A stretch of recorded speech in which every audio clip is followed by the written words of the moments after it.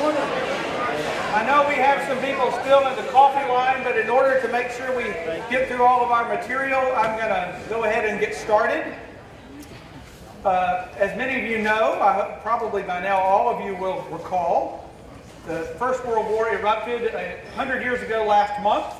And so here at the cathedral, we're trying to take note of that, to pause at this century mark. You read, I hope you read, my column in the bulletin that came out just recently about the First World War in our last issue. And so we're having this symposium these next two Sunday evenings, this Sunday evening at 5, next Sunday evening at 5, and then we also have this 4-week series on Sunday morning. Now today's going to primarily be, we'll get a little theological at the end, but today is going to be primarily to catch us up to speed about what World War I was. I don't want to take for granted that we recall what World War I was all about. And so today's going to be sort of an introductory session to get us started. The first thing I think that we would take note of is that wars have heroes. Wars have heroes. If you recognize these, call out who each of these persons is. Who is that? Anybody? Think the English longbow. Henry V. This is Henry V, the great hero of Agincourt. Who is that? Joan of Arc. It's getting a little bit easier, right? Joan of Arc, the same 100 Years' War, is the great champion of the French. Who is this?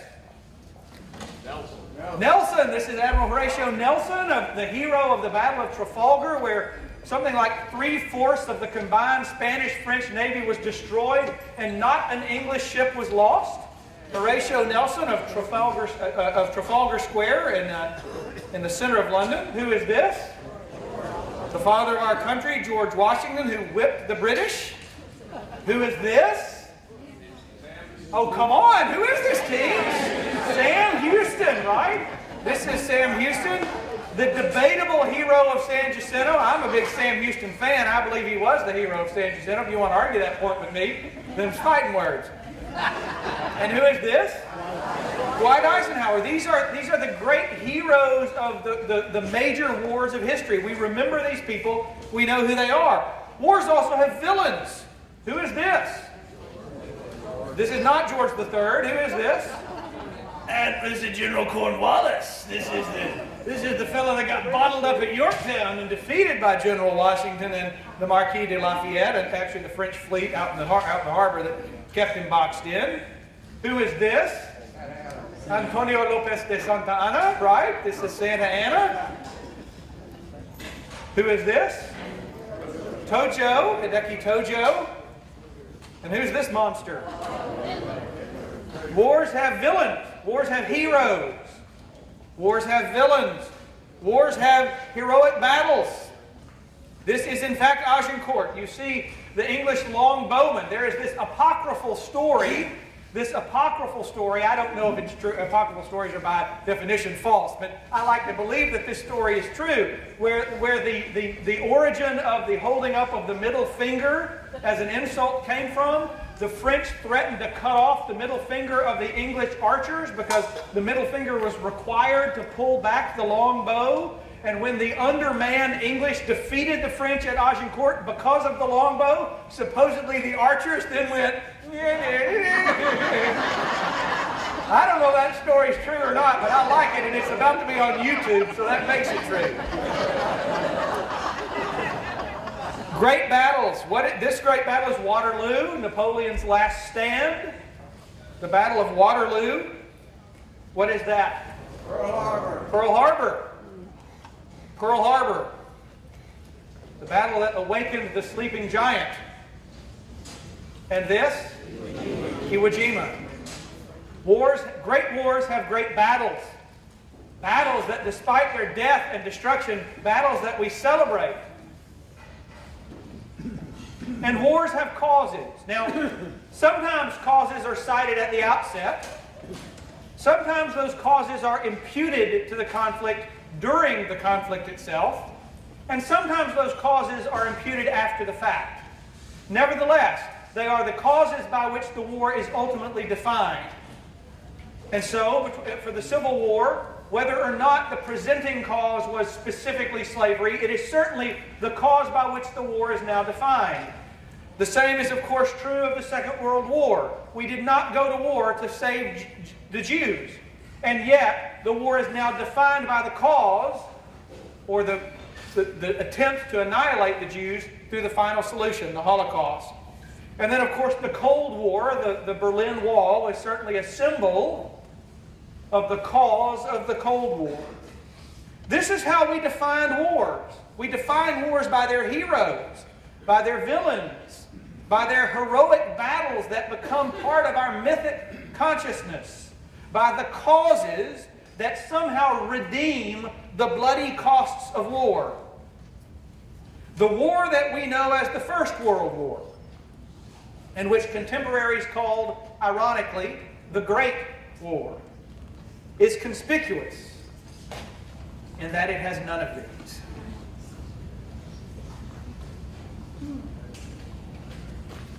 Certainly there was great martial fervor when the war began, but as Scott Blaine pointed out to me just before this class started, in the year before the United States entered the war, the best-selling record that people put on their Victrolas and new electric record players was an anti-war theme. And yes, the war had villains. The propaganda of the day created villains. But more often than not, these were amorphous and directed at whole peoples, the Huns, for instance, or the Turks, rather than at individuals, including, surprisingly, the Kaiser.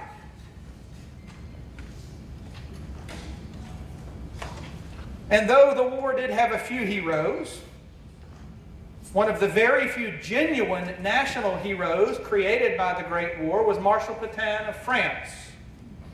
But his involvement as the leader of Vichy France would compromise his name for future generations in the Second World War. And after World War II, the Great War's great French hero was found guilty of treason and stripped of his honor and died in prison. There was no grand cause of the war.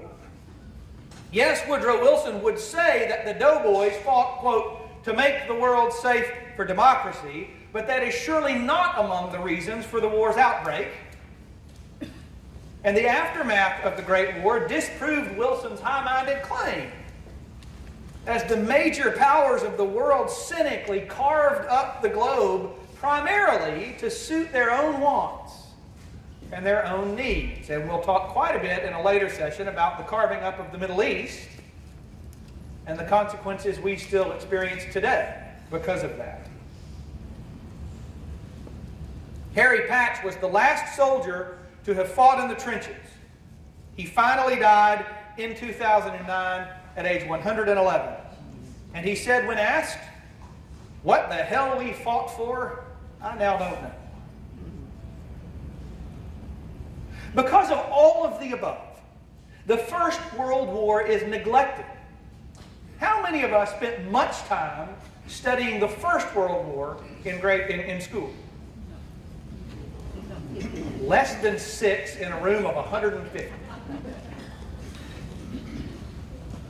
It's neglected in our classrooms, it's neglected in our popular historical narrative, it's neglected in our collective consciousness. Every school child can tell you who Hitler was and can speak in somber and respectful and knowledgeable tones about the Holocaust. But few children or adults know about the Somme or Verdun or the Great War's aftermath. Let's put this conflict in perspective. As we explore these statistics, it is important to amplify their magnitude by remembering the difference in the world's population today as compared to 1914. Whereas today, there are 7,256,000,000 people in the world, and that is according to the World Population Clock on August 27th when I typed this. It's more now, but at that moment, the world had 7,256,000,000 people in it. In 1914, there were 75% fewer people in the world. Think about that. There are 75% fewer people on the planet then than there are now. The United States population today is something just north of 300 million people, was in 1914 99 million people. 99 million people. So that's the world. When war broke out in 1914, there were 1.8 billion people on the planet, 99 million of them living in the United States. And in the First World War, 11 million people would die in the military, either in combat or because of disease. We'll get to the rest. That's 11-point-something% of the United States population wiped out in the span of 4 years. The equivalent of 11% of the United States population. Another 7 million people who were civilians, who were not involved in the military at all, died in the First World War. A surprising number of them died of starvation and malnutrition. Many of those in Germany, believe it or not, because the Allied blockade was so effective. Even basic foodstuffs could not make it onto the continent. In all, 18 million people died in World War I. To put that in perspective, if you talk about not the metroplexes, but the populations of the cities proper, the number of people who died in World War I is equivalent to the modern day, today's combined populations of New York and Los Angeles and Chicago and Houston. Think about that. That is equivalent to 20% of the United States 1914 population. That's the staggering reality of what the world experienced. Now, if you start including, by the way, the Spanish flu that erupts in 1918, these numbers more than double. And the Spanish flu, while not caused by the First World War, the spread of it was facilitated by the high concentrations of people together in militaries. So if you add the Spanish flu, which is a legitimate thing to do, these numbers more than double. More than double. At the beginning of the war, Great Britain had 700,000 men in their armed forces. The entire British military, including the Navy, in 1914 consisted of 700,000 men. By the war's end, 800,000 British sailors and soldiers had died. They had, in essence, wiped out the entire standing military at war's outbreak and 100,000 additional young men. That sounds staggering until you realize that Russia lost 3 million soldiers. And they got out of the war 8 months early, a year. France lost 1.4 million soldiers. Germany lost 2 million soldiers. The United States lost 116,000 men in the Great War at a time when the population of Houston was 80,000. I was watching part of the Ohio State game last night. Ohio State's new stadium seats 105,000 people.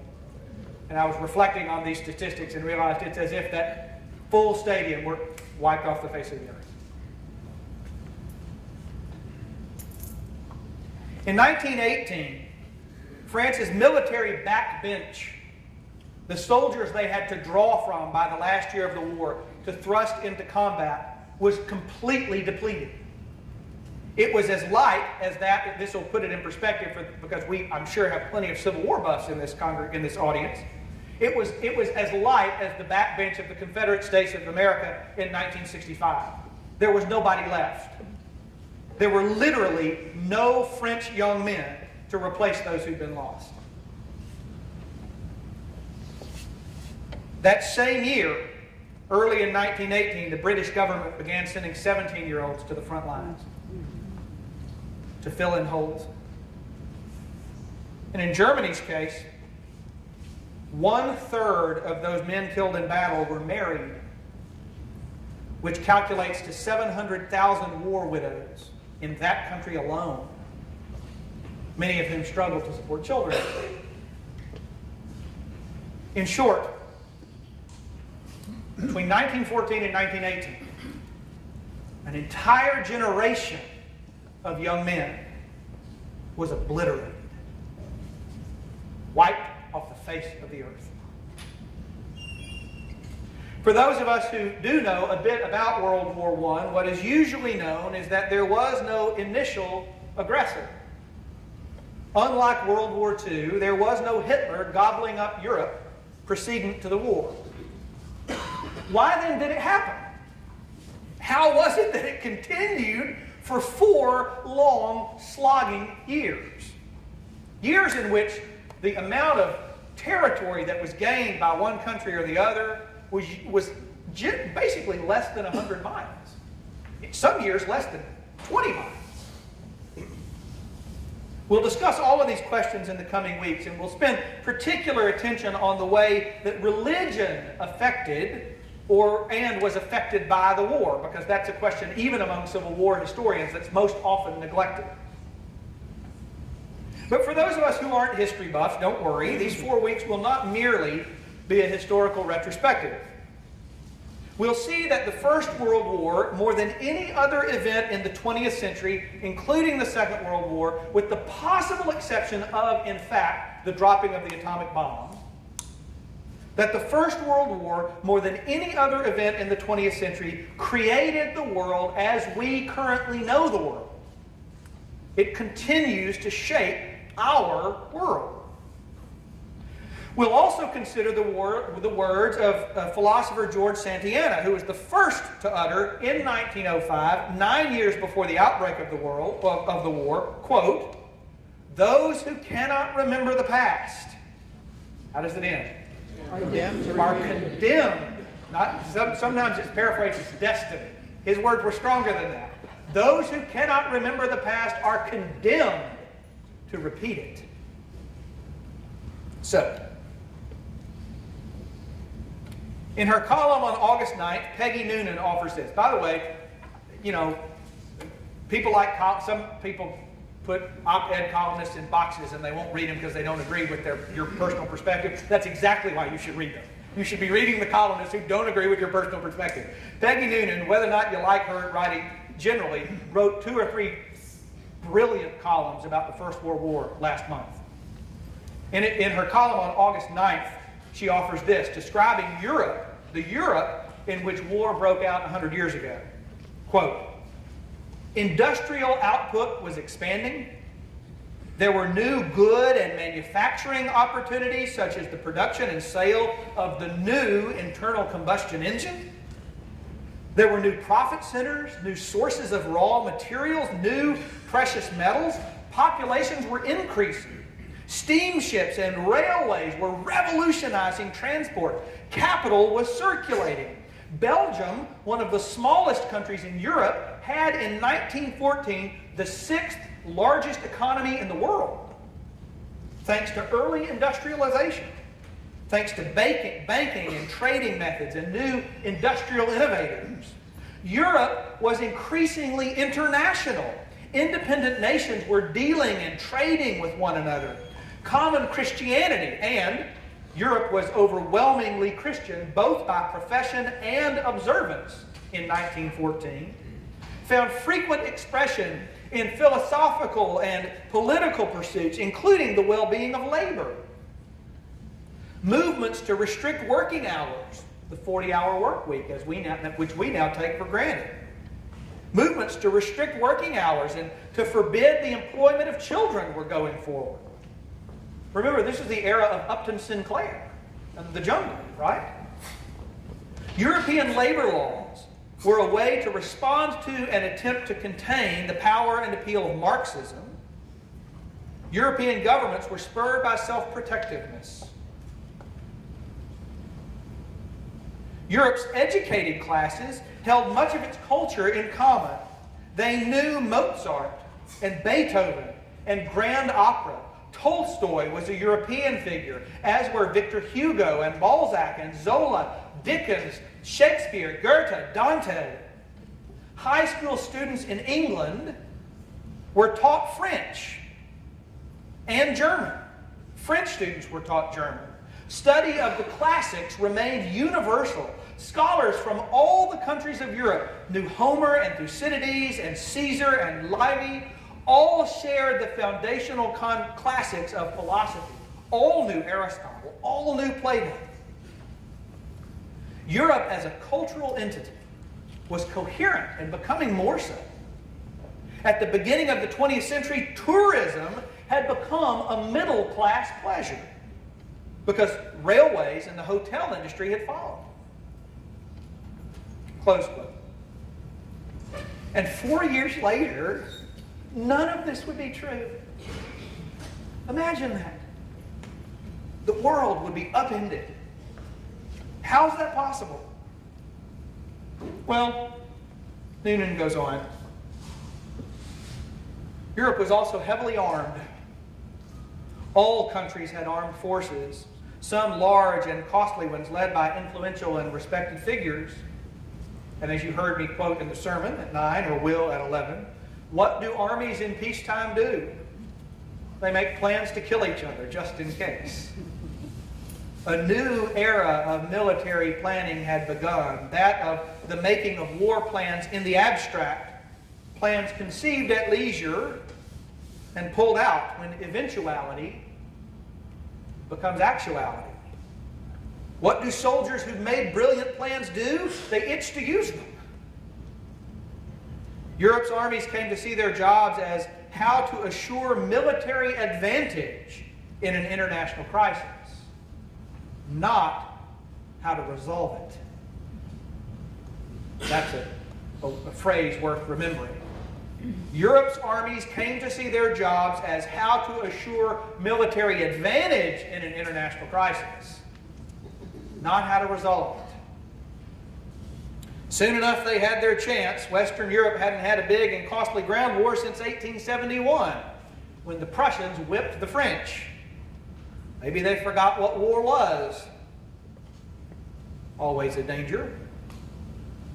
Surely some would have liked the drama and the excitement, the interruption of normality, the break in the boring dailiness of life, or the air of possibility that war brings, of valor, for instance, and shown courage and camaraderie, and a sense of romantic engagement with history, a sense of something to live for. Victory. Close quote. That's the end of the Noonan quote. I will add, it is a lesson worth remembering that unless a population is vigilant in its attention and in its participation, governments will pursue courses of action that can, in short order, undo the well-being of a people. Any government, of any persuasion. Unless the population is vigilant in its attention and in its participation, governments will pursue courses of action that can, in short order, I believe, undo the well-being of a people. It is also true, by the way, that much of Europe's prosperity was born on the backs of colonized people, about which we will say more in a later session.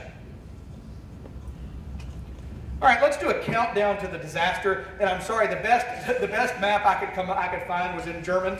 So, but I'm pretty sure, which is actually appropriate in some ways for this class. This is a Serbian group of soldiers. This is a map of the Ottoman Empire. Let's have a very quick lesson in Balkan history, shall we?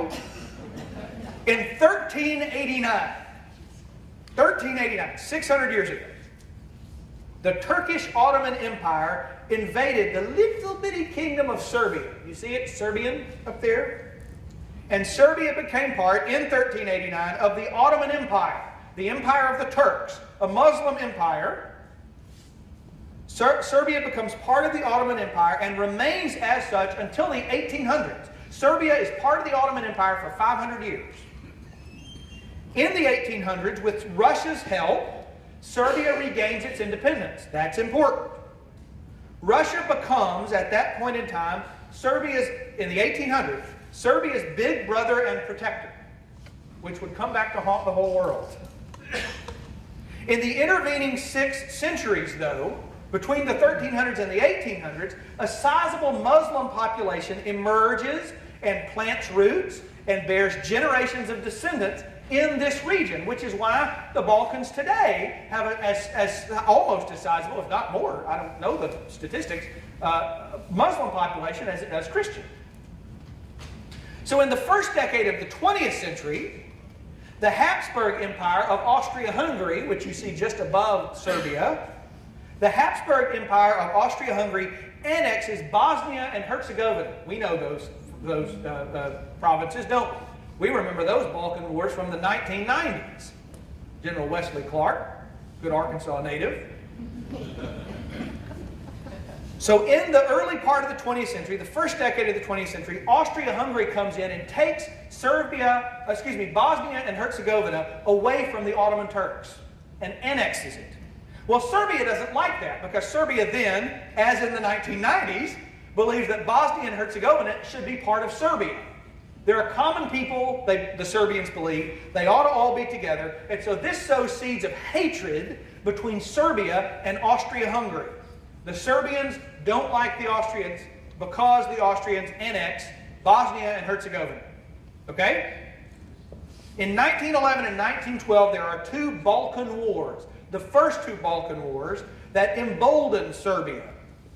And all this leads to a growing restlessness among the Serbs.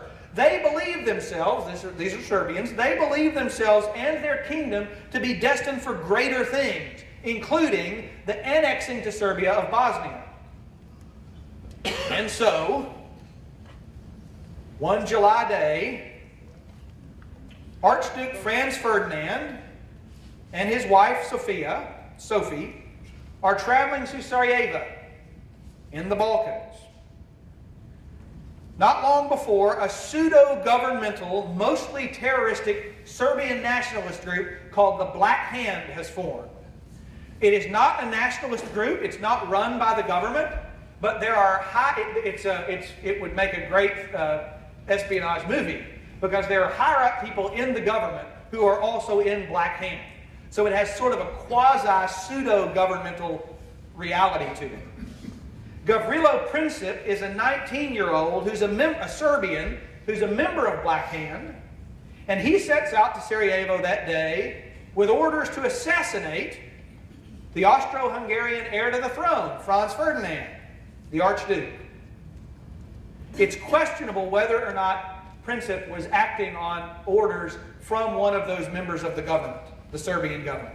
But it is quite possible and maybe even probable that higher-ups in the Serbian government, not in their capacity as government officials, but in their capacity as leaders of Black Hand, ordered Princip to carry out this assassination. Franz Ferdinand and his wife Sophie are visiting Sarajevo, and they're traveling in an open-air carriage. Princip walks up on them, fires twice, both are killed. And thus began the downward spiral towards war. Those of us who know nothing else about the First World War usually know this story, right?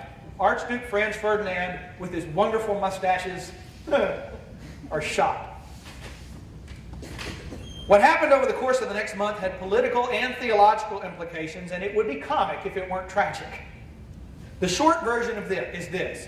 The various powers of Europe, Germany, Russia, France, Great Britain, were so interdependent in their alliances with one another that the continent was inexorably thrust into war. There was nothing anybody could do to stop it. Once the wick was lit by Princip, the explosion was inevitable. Here's the longer version. Even given the prosperity of the nations of Europe in 1914, each nation, especially Germany, feared that its own well-being was constantly under threat by the others. Prosperity, it was believed, was a zero-sum game. Like men in a jailhouse cafeteria, jealously guarding the food on one's own plate was paramount. And in order to ensure that prosperity, the powers of Europe had entered into these alliances with one another and declared their readiness to jump to the aid in case of war. Germany was bound to Austria. France was bound to Russia. And after the assassination of the Archduke, the Austrian army chief, a character whose competence in my imagination resembles Harvey Korman in Blazing Saddles, his name is Conrad, which sounds like a Harvey Korman name in Blazing. I don't remember if that was his name, but it sounds like it could be. He wanted Serbian blood, He wanted to march on Belgrade that day. And he called upon Kaiser Wilhelm and Germany, Austria's staunch ally, for support. Germany responded with too little thought by agreeing with Austria that something had to be done about Serbia and soon, and Austria could count on German support, and Austria considered this to be what's come down in history as the blank check. Germany wrote Austria a blank check. Whatever Austria chose to do, we've got your back, says the Kaiser's government. Sabers began rattling. An added factor was the deeply seated German fear, which would outlive the First World War and play an equally important role in the Second World War. Germany's fear that Germany was encircled by enemies who would pick it apart like vultures if given half a chance. In consequence, for decades, the German military plan had been based upon what's called the Schlieffen Plan. And it was a plan that actually, Germany has Russia, an enemy on one side, and France, an enemy on the other side. The two greatest world powers, other than Germany, are surrounding Germany.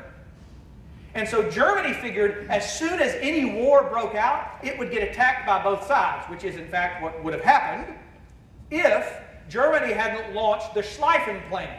Their plan was, as soon as everybody says, we're mobilizing our army, Germany would mobilize, Germans are good at this, faster, more efficiently, more effectively, and while everybody else is still mobilizing, Germany would attack. That was the plan. The Schlieffen Plan said, we'll go through Belgium and Luxembourg, we will circle around Paris, and before the French even are able to muster their troops on our border, we'll sock them from behind. But what was required for that to work was speed and no second guessing.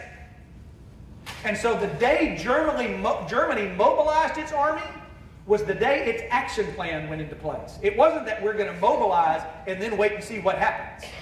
It was rather that when we mobilize, we attack. Okay. The Schlieffen Plan was enacted. German forces began to move. Others responded. And by the end of August 1914, the German advance had stalled. It hadn't worked the way they'd hoped. Trenches began to be dug that would not move from trenches that would never move for more than a few miles in the next 4 years. And after 1 month of hostilities, 1 month, August 1914, by this time, 100 years ago, 1 million men had died. Think about the mothers and fathers who in August send their boys off to war. And by September, 1 million of them are dead. What's amazing to me is the number of people with real power who did not want war.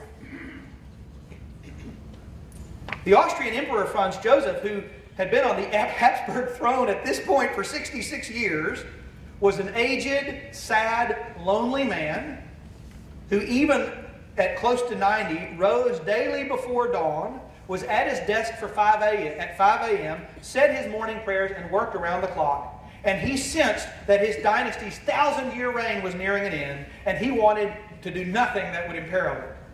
He understood better than most what a continental war would do to Austria. Tsar Nicholas II wrote to his first cousin, the Kaiser, quote, "Ignoble war has been declared on a weak country," meaning Serbia, "in the name of our old friendship," and they were cousins. "Do what you can do to stop your allies from going too far." And even Kaiser Wilhelm, who was unbalanced and volatile even on his best day, showed much apprehension. And that's not, there have been psychological, I'm not saying that because he was the Kaiser. There have been psychological studies done on the Kaiser that suggest that he wasn't all there. He showed much apprehension when he wasn't blowing hot air. He told his war minister that German military preparations weren't necessary. In fact, for days, the Kaiser was on a sailing vacation, and finally, he wouldn't even return to Germany because he didn't think war was imminent. And when he finally returned to Germany, he wrote to his cousin the Tsar to say, "I am exerting my utmost influence to induce the Austrians to deal straightly, to arrive at a satisfactory understanding with you." And finally, Sir Edward Grey, and perhaps the most poignant comment to be stated around the time of the outbreak of the war,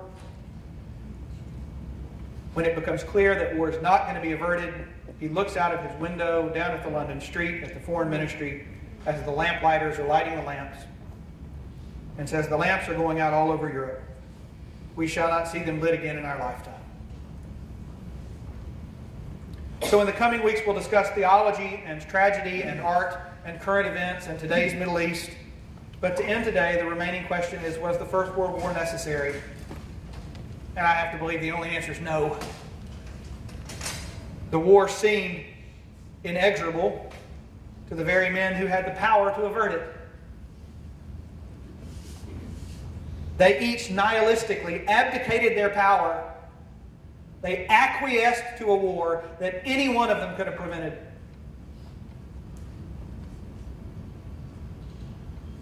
Fate, you see, though prominent in Greek tragedy and Shakespeare, is not a concept that is known to Holy Scripture. Nothing is inexorable. Nothing is inevitable. There is no road down which we have traveled so far that we cannot stop and turn around and choose a different path. This is Christian truth. It was not spoken in 1914, and it is too rarely spoken today. The Greek word we translate in the New Testament as repentance is actually about this very concept. The word is metanoia, and it means literally to change one's mind, to change one's heart, to change one's direction. In his second inaugural address, Abraham Lincoln wove a powerful theological argument that suggested that the Civil War was actually our national atonement for slavery. And years into the First World War, poet Wilfred Owen, about whom we'll hear a lot more later in a couple of weeks, suggested the same thing about the First World War. It wasn't inevitable, but once launched, it was atonement for the sins of those men who allowed it to happen. He uses the story of the binding of Isaac as a metaphor. There is no road down which we have traveled so far that we cannot set aside our pride and look for the ram that God provides, that we cannot stop, turn around, choose a different path. So Abraham rose and clave the wood and went, and took the fire with him and a knife. And as they sojourned both of them together, Isaac the firstborn spake and said, "My father, behold the preparations, fire and iron, but where the lamb for this burnt offering?" Then Abram bound the youth with belts and straps, and builded parapets and trenches there, and stretched forth the knife to slay his son. When lo, an angel called him out of heaven, saying, "Lay not thy hand upon the lad, neither do anything to it. Behold, a ram caught in a thicket by its horns. Offer the ram of pride instead of him." But the old man would not so, and slew his son, and half the seed of Europe, one by one. Wilfred Owen himself died months before the end of the war, serving in the trenches. Whether in 1914 or 2014, whether in national affairs or in our individual lives and consciences, there is no road down we have traveled so far that we cannot stop and turn around and choose a different path. That is repentance. It is the very first thing, in fact, to which our Lord calls us. So there's our introduction. And next week we'll begin looking at art, literature, religion, and all of those things surrounding the war. Thanks for coming. I hope you'll come back.